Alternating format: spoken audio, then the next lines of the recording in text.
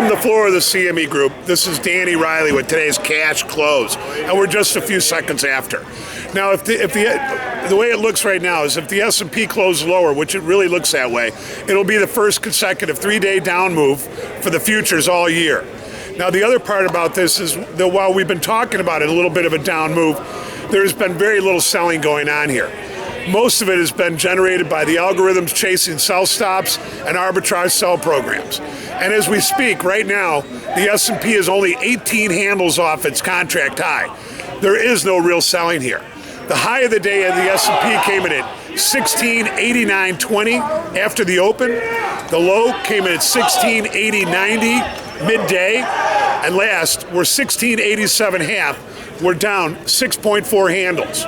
Total volume, 1.35 million minis trade and 2,500 big S&Ps trade in the pit.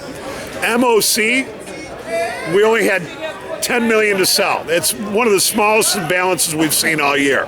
Tomorrow we have the chain store sales numbers, we have the jobless claims numbers, we have the natty gas numbers, and we have the 30-year bond auction. Now, we're going to go back to talking about this three-day decline.